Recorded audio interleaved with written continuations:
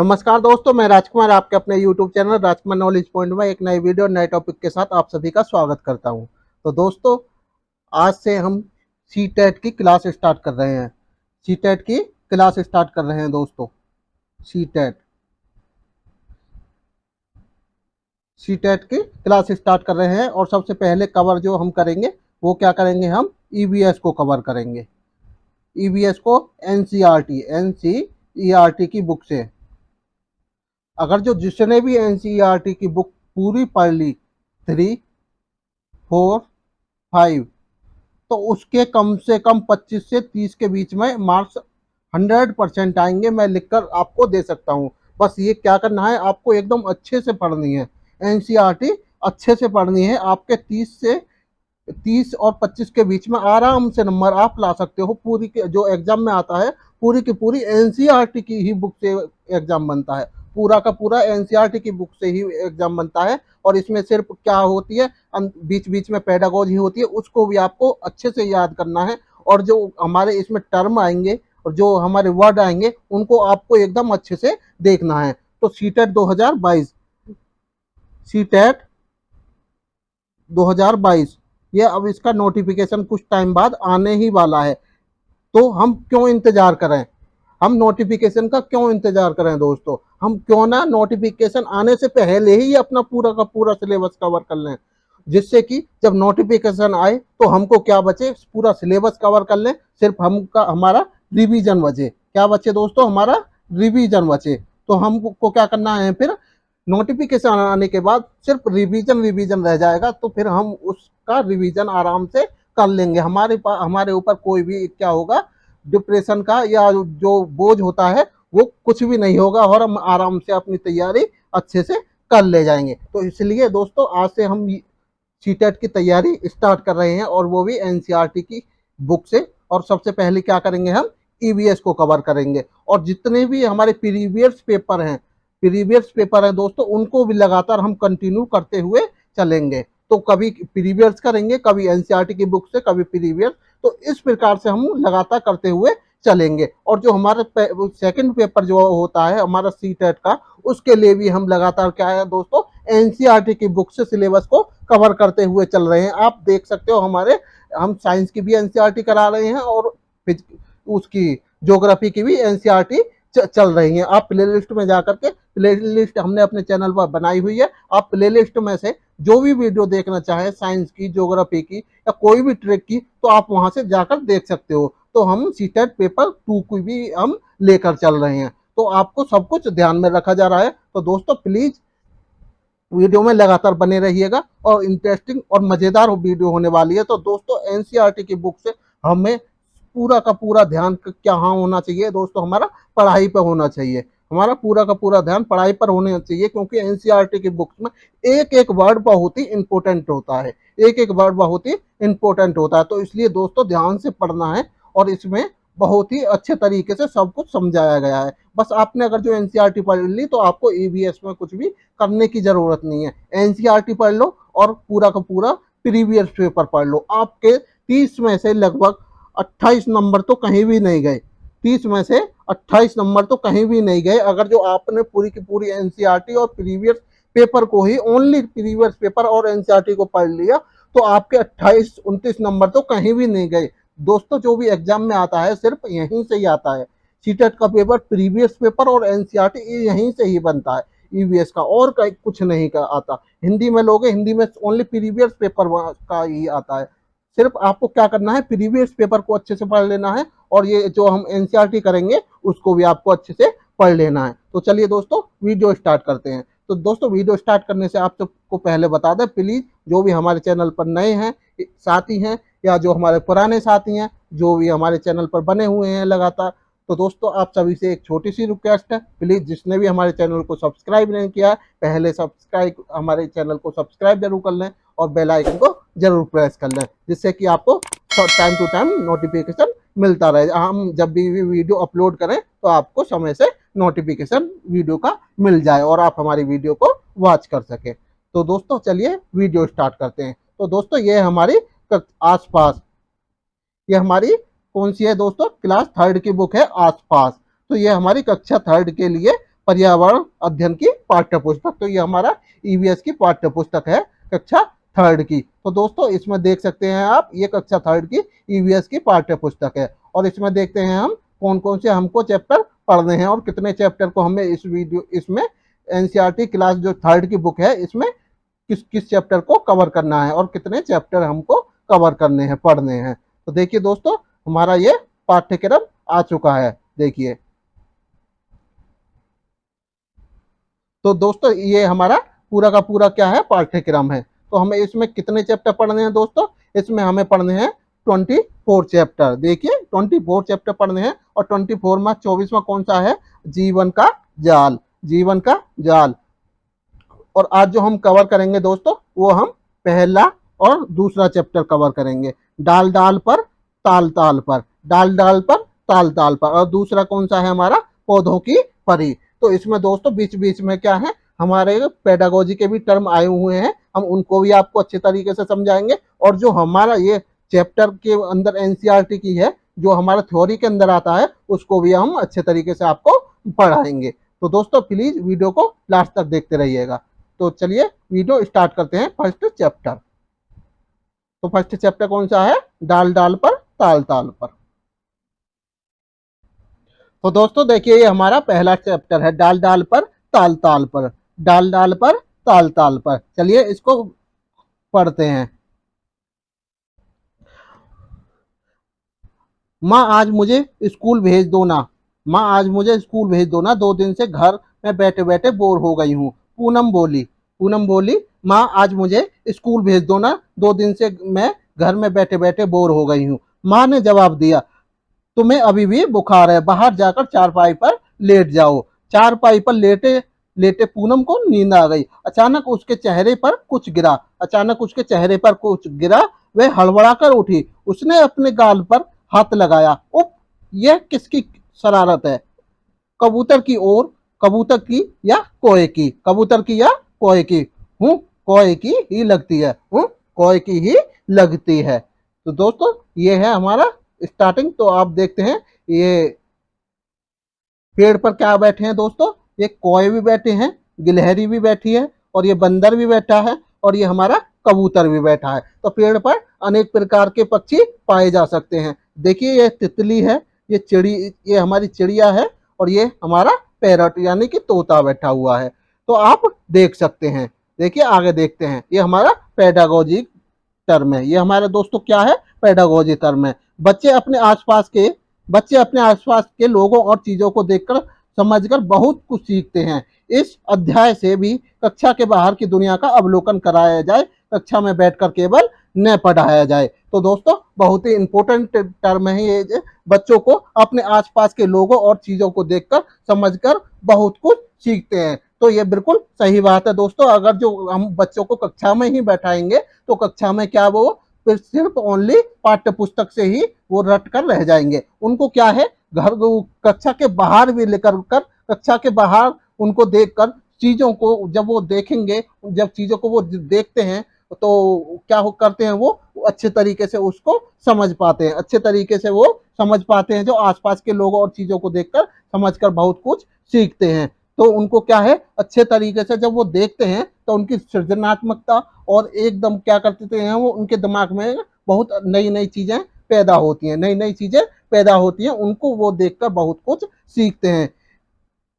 तो उनको क्या कराया जाए दोस्तों, बाहर की दुनिया का अवलोकन कराया जाए, जिससे कि वो अच्छे तरीके से सब कुछ और ज्यादा सीख सकें और ज्यादा बाहर की दुनिया को वो देखकर क्या कर सकें, वो क्वेश्चन आंसर कर सकें और वो अच्छे से सीख सकें। कक्षा में बैठकर उनको केवल न पढ़ाया जाए, उनको बाहर का इन्वायरमेंट और बाहर की दुनिया से भी क्या है, लगातार उनको जोड़ा जाए, कनेक्ट करा जाए, जिससे कि वो अच्छे से सब चीजों को कनेक्ट कर सकें और अपने दिमाग में नई नई चीजों को देखकर और समझकर अच्छे से वो क्या कर सके दोस्तों, अच्छे से अपने दिमाग में बैठा सकें।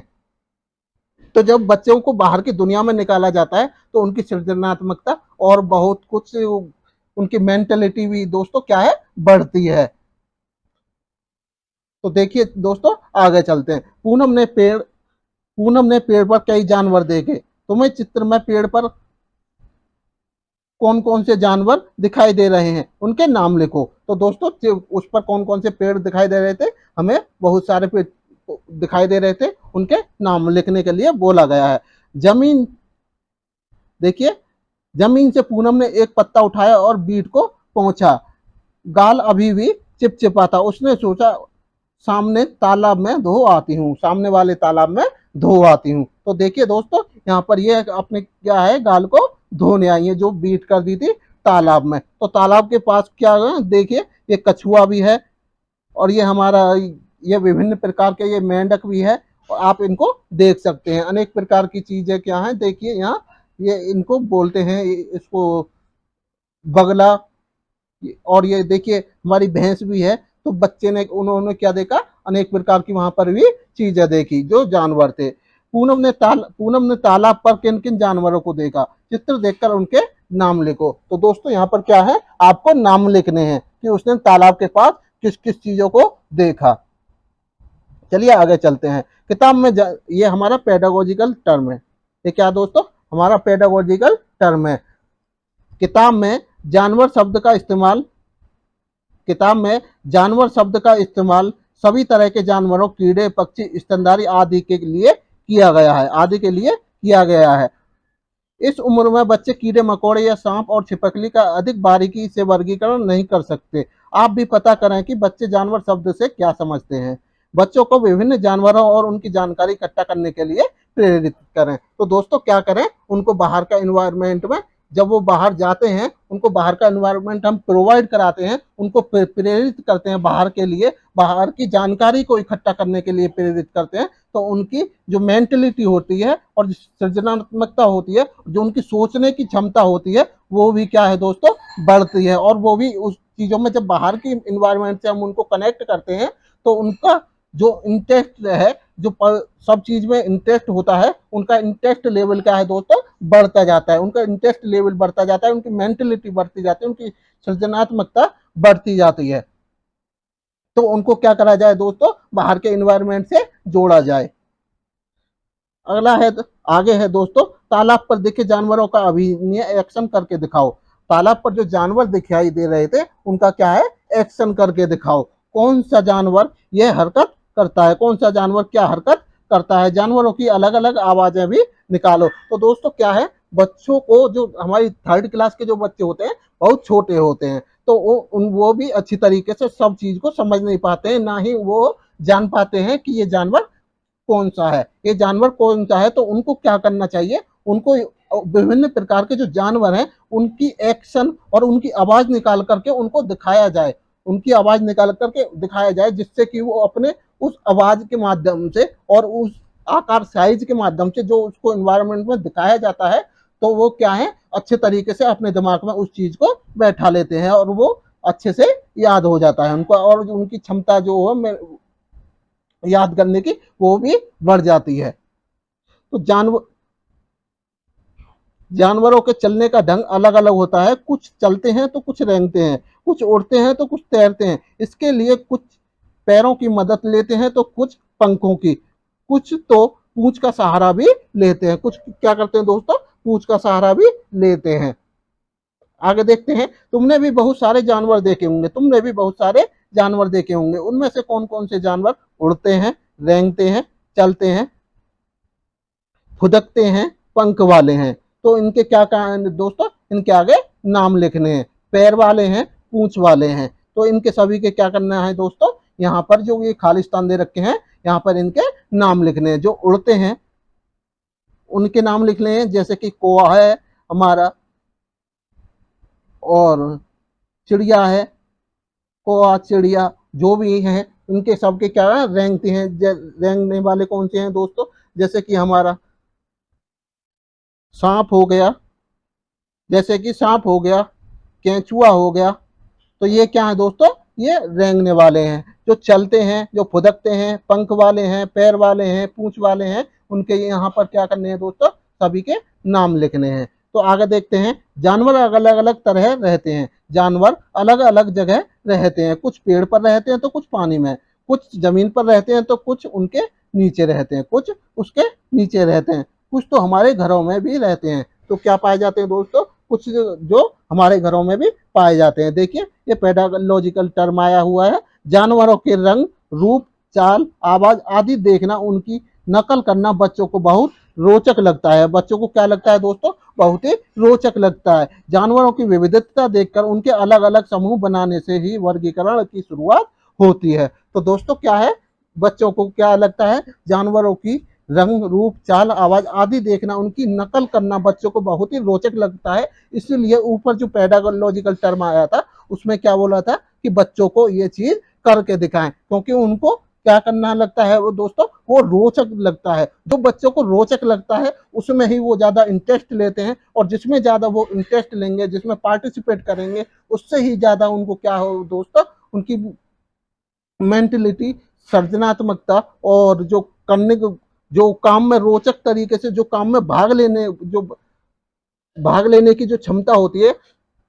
तो इसलिए दोस्तों जो बच्चों को क्या कराया जाए? उनको उनकी रोचकता के हिसाब से, जो उनको रोज अच्छा लगे वो सब चीज उनको कराया जाए, वो सब चीज उनको कराया जाए। कुछ भी ऐसी नई चीज नहीं कराया जाए जिससे कि क्या कर सके, वो बोर महसूस कर सकें। जो बोर महसूस करेंगे तो वो कुछ भी करने के लायक नहीं होते हैं। तो बहुत छोटे छोटे बच्चे होते हैं, उनको क्या कराया जाए दोस्तों? इंटरेस्टिंग के साथ, यानी कि रोचक तरीके से उनको सारी की सारी चीजें प्रोवाइड कराई जाए।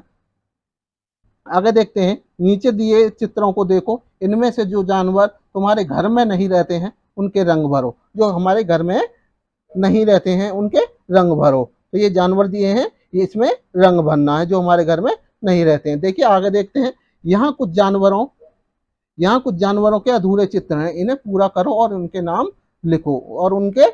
लिखो। आगे दे रखा है, मैं कौन हूँ। आगे, मैं कौन हूँ वर्ग पहेली में मेरा नाम ढूंढो और उन पर घेरा लगाओ। एक उदाहरण दिया गया है, जैसे कि बंदर। तो पहला क्या दे रखा है?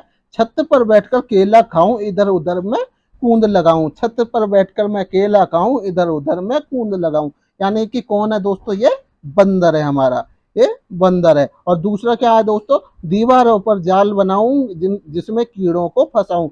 दीवारों पर जाल बनाऊं जिसमें कीड़ों को फंसाऊं। तो उसमें कौन आ जाता है दोस्तों? उसमें आ जाती है हमारी मकड़ी आ जाती है। कौन आ जाती है दोस्तों? उसमें हमारी मकड़ी आ जाती है। देखिए ये हमारी मकड़ी होगी। अगला, जाग जाग कर रात बिताऊं, दिन निकले तो मैं सो जाऊं। जाग जाग कर रात बिताऊं, दिन निकले तो मैं सो जाऊं। वो क्या है दोस्तों? वो है हमारा उल्लू। वो कौन सा है दोस्तों? उल्लू है। चौथा, टर टर की रट लगाऊं, फुदक फुदक कर पानी में जाऊं। टर टर की रट लगाऊं, फुदक फुदक कर पानी में जाऊं। यानी कि वो कौन सा है दोस्तों? वो मेंढक है हमारा। तो देखिए मेंढक कहाँ पर है हमें? ये रहा मेंढक। कहाँ पे है दोस्तों? ये रहा।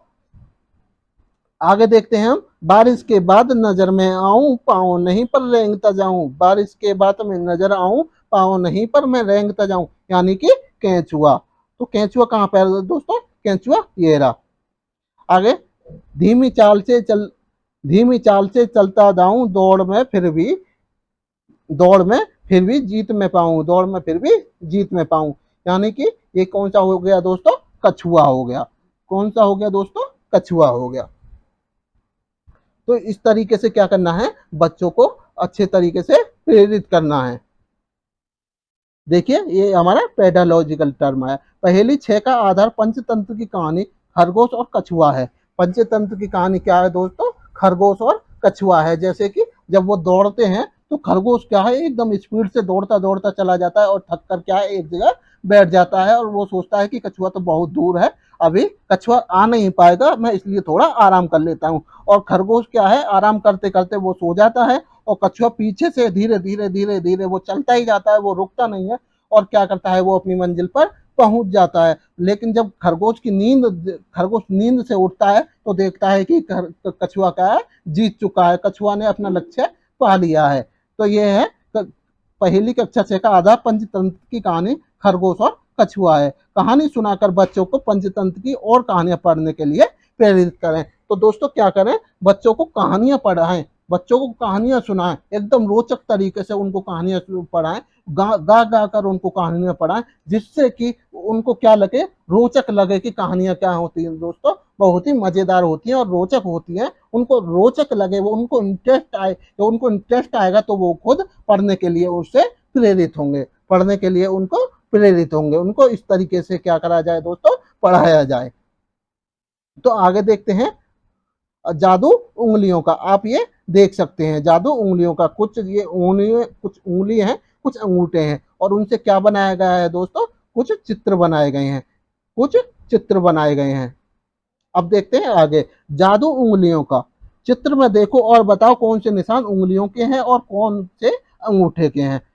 तुम भी इसी तरह स्याही या गीले रंग से कागज पर जानवरों के चित्र बनाओ। दिए दिए गए चित्रों की नकल मत करना, दिए गए चित्रों की नकल मत करना, अपने मन से बनाना। इन चित्रों से अपने स्कूल और घर को सजाओ। इन चित्रों से क्या करो दोस्तों, अपने घर और स्कूल को सजाओ। देखिए ये हमारा पेडालॉजिकल टर्म आ गया। बच्चों को सृजनात्मकता, बच्चों को सृजनात्मक गतिविधियों जैसे कि उंगलियों और अंगूठों पर रंग लगाकर चित्र बनाना अच्छा लगता है। उन्हें अपनी इच्छा से अलग अलग तरह के डिजाइन बनाने के लिए प्रेरित करें, यानी कि प्रोत्साहित करें। तो दोस्तों क्या है, बच्चों को क्या लगता है, सृजनात्मकता गतिविधियां जैसे कि उंगली और अंगूठों पर रंग लगाकर चित्र बनाना। तो बच्चों को इस प्रकार से चित्र बनाना या कोई और प्रकार से जो एक्टिविटियां होती हैं उनको क्या है, रोचक बनाया जाए। जब उनको रोचक बनाया जाएगा तो बच्चे क्या होते हैं, प्रेरित होते हैं। बच्चे क्या होते हैं, उस चीज को करने के लिए प्रेरित होते हैं। तो उनको अच्छा लगता है, जब उनको अच्छा लगता है, जब वो उस चीज को करेंगे तो उस चीजों में से क्या है दोस्तों, वो कुछ ना कुछ जरूर सीखेंगे, कुछ ना कुछ जरूर सीखेंगे। और जब वो उस चीज को रोचक तरीके से सीखेंगे और उस चीज को एक्टिविटी के माध्यम से करेंगे तो क्या होगा दोस्तों, उनकी सृजनात्मकता भी बढ़ेगी, उनकी सृजनात्मकता भी बढ़ेगी। और जो आपस में काम करने का जो ग्रुप एक्टिविटी है उससे भी क्या है, उनकी सामाजिक गतिविधियां बढ़ेंगी। सामाजिक गतिविधियां बढ़ेंगी तो उनकी सृजनात्मकता और ग्रुप में एक्टिविटी काम करने का भी जो रोचक तरीके से उनका क्या होगा दोस्तों, मन लगेगा और अच्छे तरीके से वो कर पाएंगे, वो अच्छे तरीके से सामंजस्य बैठा पाएंगे। तो इसलिए उनको क्या है दोस्तों, ऐसी ऐसी ऐसी जो चीजें होती हैं, जो ग्रुप एक्टिविटी होती हैं, जो करके सीखने वाली एक्टिविटी होती है, उनसे उनकी सृजनात्मक क्षमता क्या है दोस्तों, बहुत ज्यादा बढ़ती है, जिससे उनकी मेंटलिटी भी बहुत ज्यादा बढ़ती जाती है और उनको इंटरेस्ट आता है। तो ऐसी एक्टिविटी करने के लिए बच्चों को प्रेरित किया जाए, बच्चों को प्रेरित किया जाए। तो दोस्तों इसी प्रकार से पेडालॉजिकल टर्म क्या आते हैं हमारे सी टेट में आते हैं, सी टेट क्वेश्चन पेपर में इसी प्रकार से आते हैं। सिर्फ आपको वहां पर क्या देखना है, जो पॉजिटिव आंसर है, जो सिर्फ हमारा पॉजिटिव है, पॉजिटिव क्वेश्चन का पॉजिटिव आंसर आपको ढूंढना है, जो कि अच्छे से बच्चों को क्या करे, प्रेरित करे, प्रेरित करे, उनकी सृजनात्मकता बढ़ाए। और ये सारी की सारी चीज आपको उसमें देखनी है। और क्वेश्चन में से नेगेटिव जो वर्ड होते हैं उनको बिल्कुल हटा देना है। ये नेगेटिव वर्ड जो होते हैं क्या क्या होते हैं, मैं ये सारी की सारी चीज मैं आपको एकदम, जब पेपर आएगा, जब क्वेश्चन हमारा सीटेट का पेपर आएगा, नोटिफिकेशन आएगा, पेपर से पहले मैं आपको सारी की सारी चीजें एकदम अच्छे तरीके से करा दूंगा, एकदम अच्छे तरीके से दोस्तों करा दूंगा। चलिए आगे बढ़ते हैं। आओ कुछ चित्र बनाएं, आओ कुछ चित्र बनाएं। कुछ ऐसे कुछ ऐसे जानवरों का चित्र कॉपी में बनाओ जिसे तुम देखा है, जिसे तुमने देखा है। तीन बच्चे मिलकर एक चित्र बनाओ, तीन बच्चे मिलकर एक चित्र बनाओ। एक कागज को तीन हिस्सों में मोड़ लो, एक कागज को तीन हिस्सों में मोड़ लो। तो दोस्तों आप ये देख रहे होंगे, ये हमारा फर्स्ट है, ये हमारा फर्स्ट है। इसके क्या है, ये तीन हिस्सों में ये मोड़े हुए हैं। पहला हिस्सा ऊपर वाला हो गया दोस्तों, हमारा पहला हिस्सा ऊपर वाला हो गया, पहला हिस्सा ऊपर वाला हो गया, सेकंड हिस्सा हमारा ये हो गया और थर्ड हिस्सा ये हो गया। तो इसमें सबसे पहले ऊपर चित्र बनाया गया है, अब सेकंड वाला चित्र बनेगा और फिर उसके बाद थर्ड वाला चित्र बनेगा। देखिए इसमें यही बोल रखा है, तीन बच्चे मिलकर एक चित्र बनाएंगे, एक कागज को तीन हिस्सों में मोड़ लो। और देखिए पहला, एक बच्ची कागज के पहले हिस्से में किसी जानवर का मुंह बनाए, कागज को मोड़कर अपने चित्र को छुपा ले, कागज को मोड़कर अपने चित्र को छुपा ले। दूसरी बच्ची बीच वाले हिस्से में किसी और जानवर का धड़ बनाए, किसी और जानवर का धड़ बनाए। तो देखिए इसने क्या कर रखा है, दूसरे चित्र में अपना किसी जानवर का क्या बना रखा है दोस्तों, धड़ बनाया हुआ है, किसी जानवर का धड़ बनाया हुआ है। और देखिए तीसरा क्या है, तीसरी बच्ची किसी और जानवर के पैर बनाए, तीसरी बच्ची किसी और जानवर के पैर बनाए। देखिए इसने तीसरे उसमें जो तीसरी तरफ जो कागज मोड़ा हुआ था उसमें क्या बनाया, इस बच्ची ने चित्र बनाया है। तो चित्र बनाया किसके, पैर के चित्र बनाए हैं। अब देखिए चौथा क्या है, अब इस पूरे कागज को खोलो और चित्र देखो। अब इस पूरे कागज को खोलो और चित्र देखो। तो दोस्तों ये पूरा कागज हमारा ये चौथा है, ये खुल चुका है। तो इसमें क्या है, पहला जो बनाया वो था ऊपर मुंह बनाया था, उसके बाद तीसरा धड़ बनाया था, और चौथे में क्या बनाया था दोस्तों, तीसरे कागज में पैर बनाए थे। तो ये क्या है, हमारा एक चित्र बन चुका है, ये चित्र बन चुका है। आ गया ना मजेदार जानवर, सॉरी बन गया ना मजेदार जानवर। अपने साथियों के चित्र को भी देखो, अपने साथियों के चित्रों को भी देखो। देखिए आगे ये हमारा पेडालॉजिकल टर्म, आपको ये पेडालॉजिकल टर्म एकदम बहुत ही अच्छे से देखने हैं, और थ्योरी को भी एकदम अच्छे से देखना है। ये सब कुछ हमारा सीटेट में आता है, सिर्फ सीटेट में जो आता है वो एनसीईआरटी से ही आता है, सब कुछ इसी के अंदर छिपा हुआ होता है। सिर्फ आपको क्या करना है, बस अच्छे से इस जो एनसीईआरटी की बुक होती है अच्छे से आपको सब कुछ पढ़ लेना है।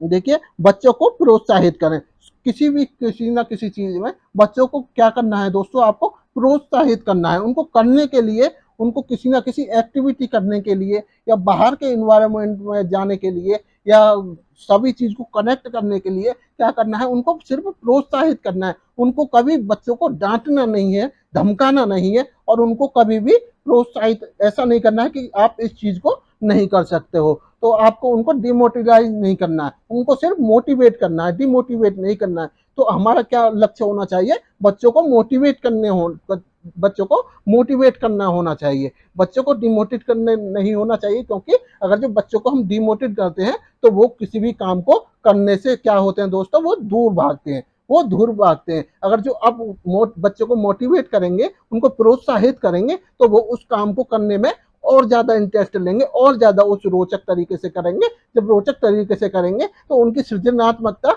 और ज्यादा बढ़ेगी, और जिससे कि वो क्या है दोस्तों, कार्य करने में एकदम रोचक पूर्ण तरीके से वो अपना भाग लेंगे, उसमें भाग लेंगे। तो देखिए बच्चों को प्रोत्साहित करें कि वे जानवरों को ध्यान से देखें और अपने मन से चित्र बनाएं। क्या करें दोस्तों, उनसे बोलें कि अपने मन से कोई भी चित्र बनाए। जब अपने मन से चित्र बनाएंगे तो उनकी सृजनात्मकता और जो कार्य करने की क्षमता है वो क्या है दोस्तों, वो बढ़ जाएगी। और उनकी जो मेंटलिटी है, मेंटलिटी भी क्या है दोस्तों, उनकी मेंटलिटी पे प्रभाव पड़ेगा, उनकी मेंटलिटी भी बढ़ेगी, उनकी सोचने की क्षमता भी दोस्तों बढ़ जाएगी। समूह में चित्र बनाने में बच्चों को सहायता की आवश्यकता हो सकती है। तो दोस्तों क्या करें, बच्चों को प्रोत्साहित करें कि जो ग्रुप होता है, ग्रुप में भी कोई कार्य करने की वो क्या करें, ग्रुप एक्टिविटी जो होती है, ग्रुप एक्टिविटी से भी दोस्तों उसमें एक क्या है होती है, जो सहायता होती है। तो एक दूसरे से की सहायता लेने में भी क्या होता है दोस्तों, उनको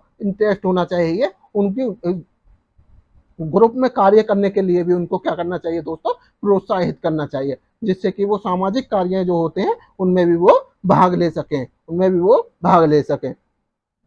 तो चलिए दोस्तों आगे देखते हैं। किसी पेड़ के नीचे कुछ देर बैठो, किसी पेड़ के नीचे कुछ देर बैठो, ध्यान से देखो पेड़ पर और उसके आसपास कौन से जानवर हैं, पेड़ पर और उसके आसपास कौन से जानवर हैं, डालियों पर, पत्तों पर, तने पर, जमीन पर, पेड़ के आसपास। तो ये सब चीज देखना है कि डालियों पर कौन बैठा है, पत्तों पर कौन बैठा है, तने पर कौन बैठा है, जमीन पर कौन है, और पेड़ के आसपास कौन है। अब देखिए दोस्तों आगे इन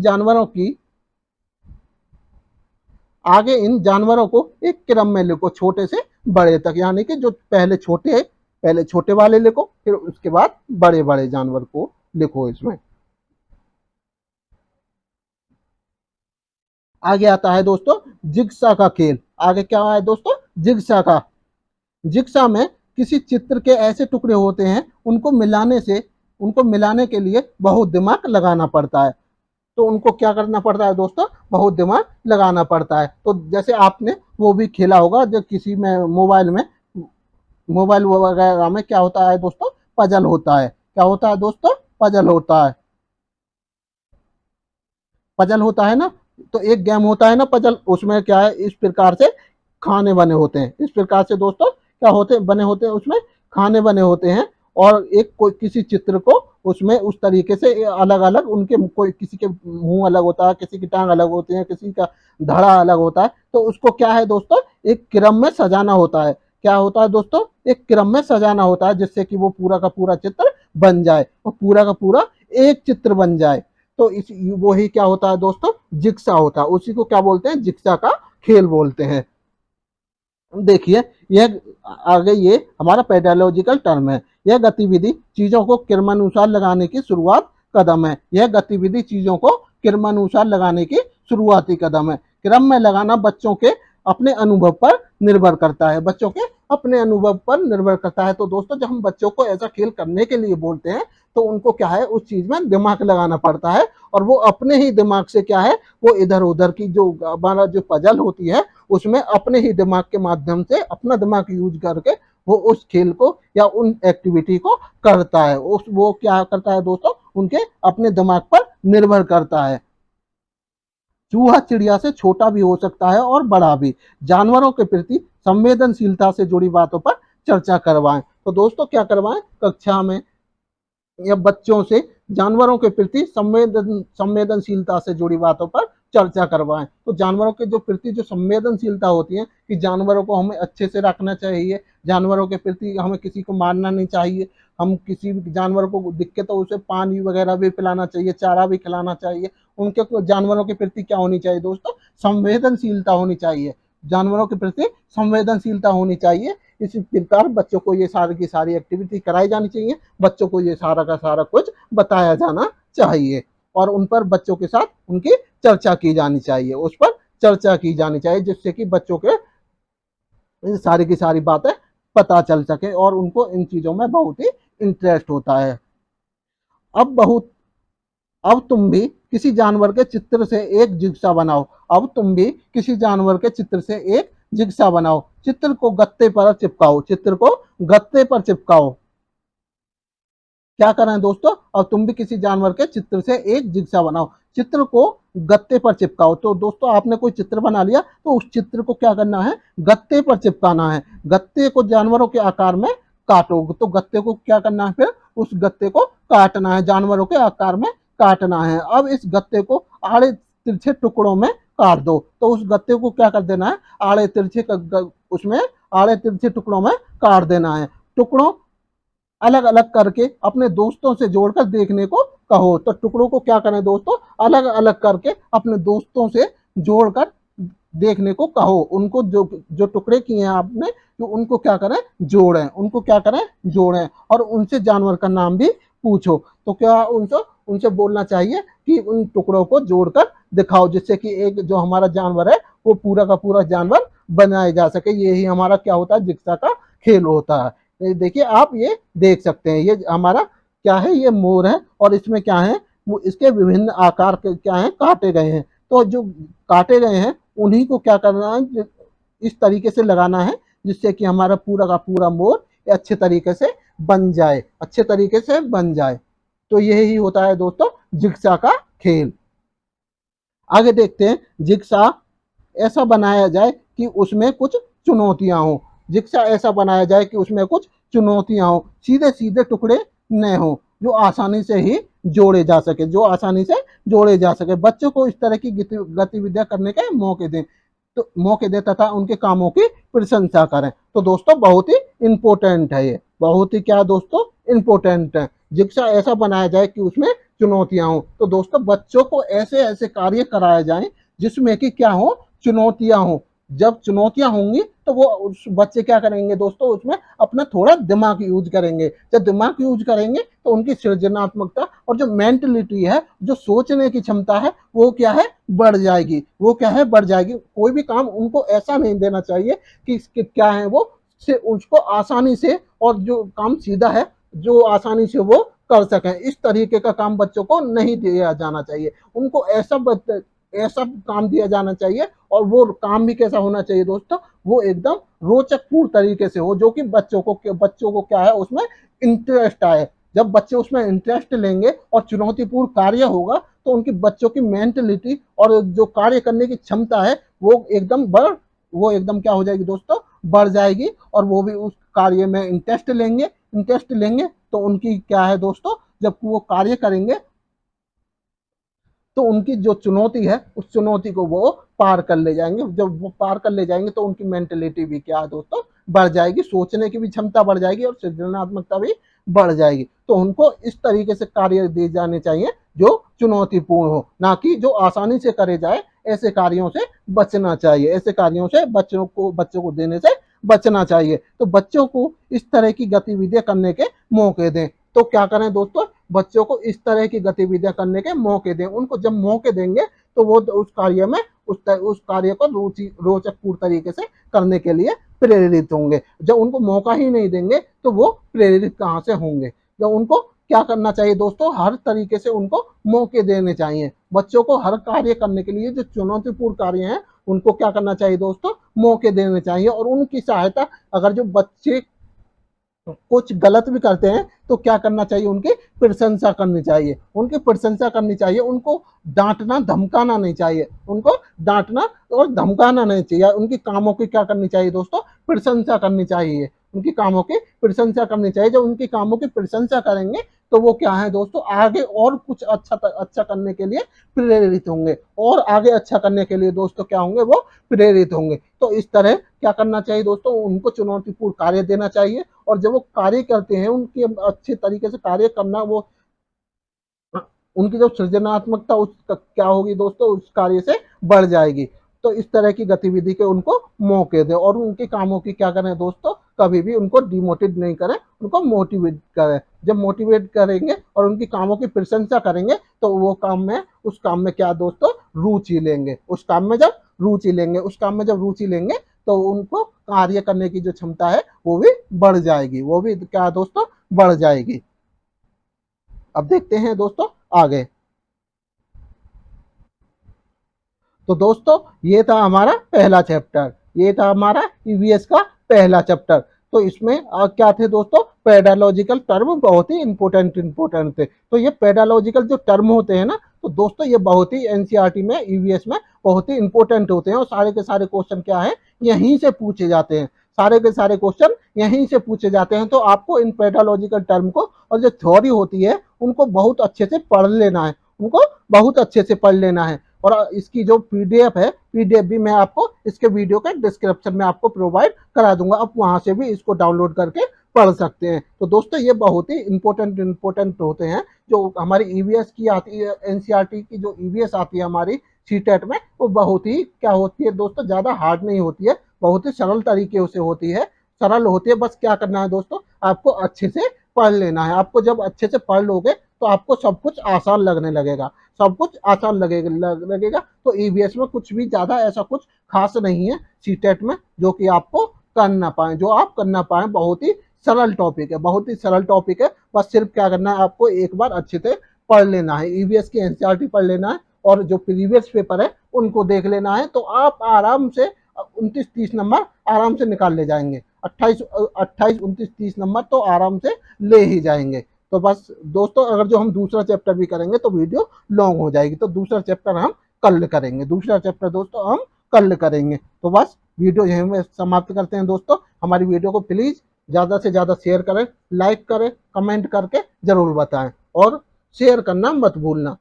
तो दोस्तों प्लीज वीडियो को ज्यादा से ज्यादा शेयर करें, और चैनल को सब्सक्राइब जरूर करें, सब्सक्राइब करना मत भूलना प्लीज। जाते जाते बस आपसे यही बोलना चाहते हैं। मिलते हैं नए वीडियो में नए टॉपिक के साथ, तब तक के लिए दोस्तों जय हिंद, जय भारत। थैंक यू दोस्तों।